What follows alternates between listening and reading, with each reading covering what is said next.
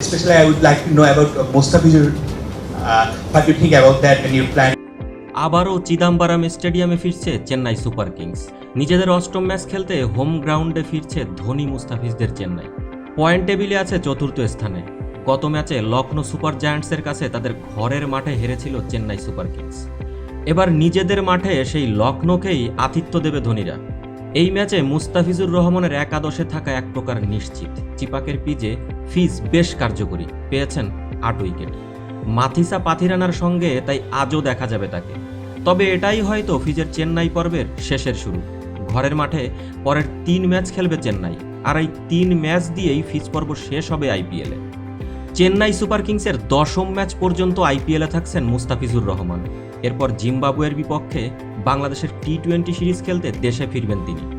আর ফিজের এমন বিদায়কে দুঃখজনক বলে মন্তব্য করেছেন চেন্নাইয়ের ব্যাটিং কোচ মাইক হাসি। লখনৌ ম্যাচের আগে সংবাদ সম্মেলনে চেন্নাইয়ের ব্যাটিং কোচ মাইক হাসি টাইগার পেসার প্রসঙ্গে বলেন, মুস্তাফিজের স্লোয়ার বলটা অসাধারণ, যেটা খেলা বেশ কঠিন, বিশেষ করে চেন্নাইয়ে। যখন সে চলে যাবে আমরা প্রচণ্ড দুঃখ পাবো, কিন্তু তার দেশ তাকে ডাকছে। সে যতদিন থাকতে পারবে ততদিন আমরা তাকে রাখতে চাই। আমরা তার পারফরমেন্সে বেশ আনন্দিত। মুস্তাফিজকে ১ মে পর্যন্ত আইপিএল খেলার অনুমতি দিয়েছে বাংলাদেশ ক্রিকেট বোর্ড বিসিবি। আগামী ২৮ এপ্রিল ও ১ মে যথাক্রমে সানরাইজার্স হায়দ্রাবাদ এবং পাঞ্জাব কিংসের বিপক্ষে মাঠে নামবে চেন্নাই। এবারের আসরে ৬ ম্যাচে মাঠে নেমেছেন মুস্তাফিজ। ২০.৫৪ গড় আর ৯.৪ ইকোনমিতে বোলিং করে ১১ উইকেট শিকার করেছেন তিনি। আইপিএলে এখন পর্যন্ত ৭ ম্যাচ খেলেছেন চেন্নাই সুপার কিংস।